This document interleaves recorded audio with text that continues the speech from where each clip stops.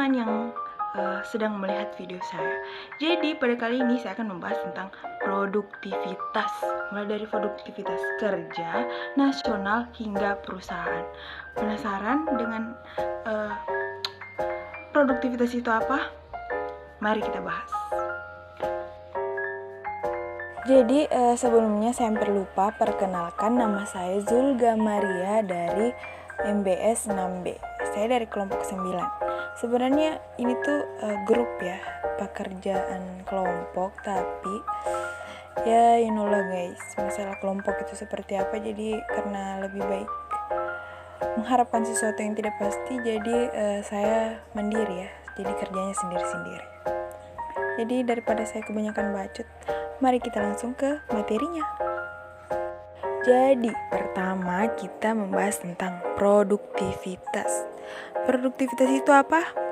Seperti yang tertera di layar, produktivitas itu mengutarakan cara pemanfaatan secara baik terhadap sumber-sumber dalam memproduksi barang. Selanjutnya, mengenai konsep produktivitas.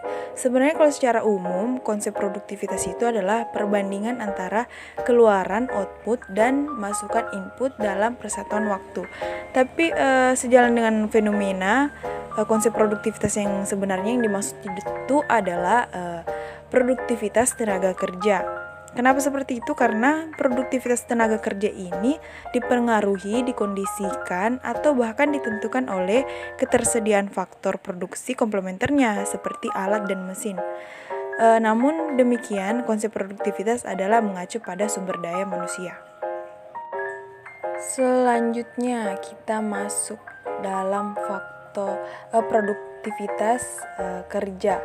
Ada beberapa faktor yang mempengaruhi produktivitas kerja.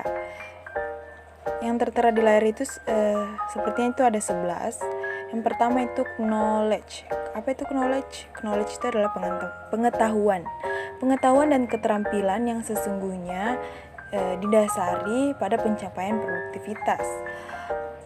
Intelijen yang dimiliki dan daya pikir yang dimiliki oleh seorang pegawai itu diharapkan mampu bekerja dengan baik dan produktif.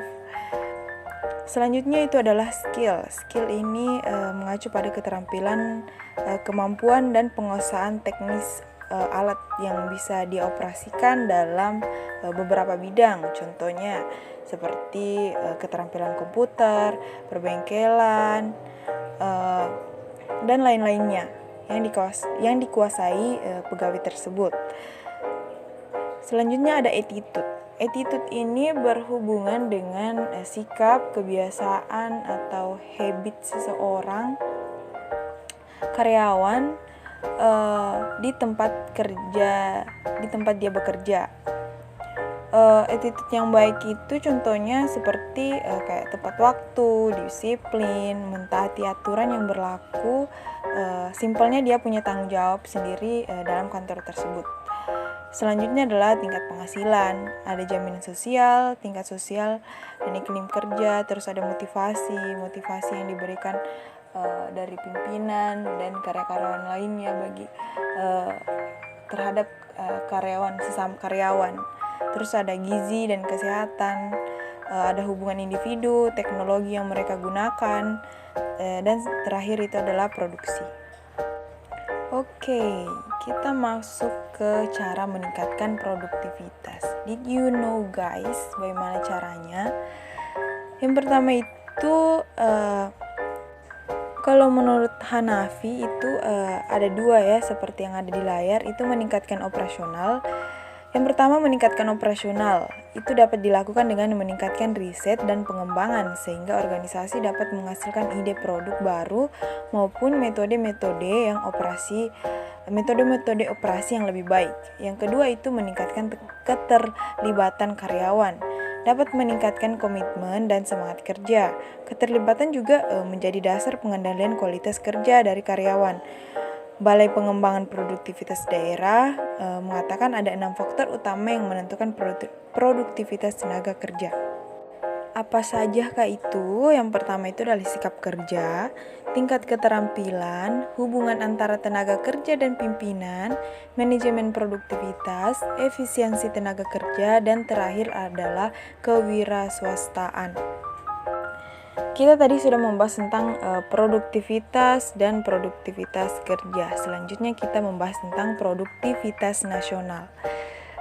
Kalian tahu apa itu yang dimaksud dengan produktivitas nasional?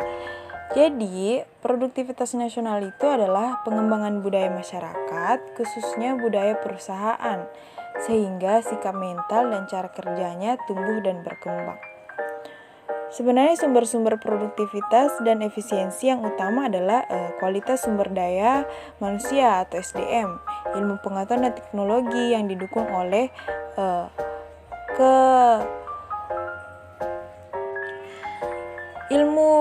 pengetahuan teknologi yang didukung oleh kelembangan mencakup pengertian peraturan perundang-undangan,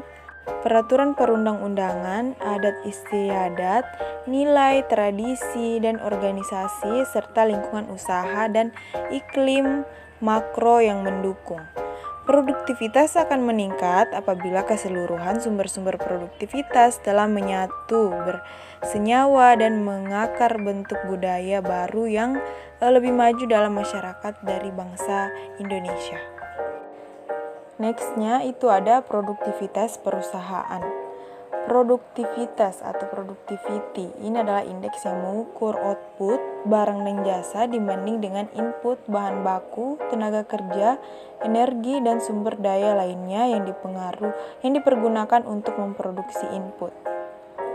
Dampak yang dipunyai oleh produktivitas ini adalah sangat penting terhadap organisasi bisnis dan seluruh bangsa begitu.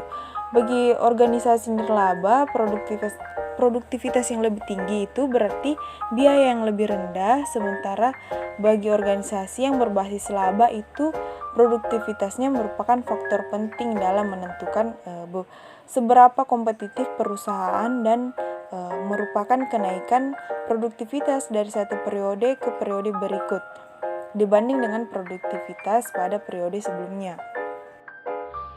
Terima kasih sudah menonton video dari saya, entah itu kalian gabut untuk melihatnya atau memang buat cari ilmu. Tapi saya harap semoga video yang saya sampaikan itu bisa bermanfaat bagi kalian. Have a nice day. Kamsahamnida.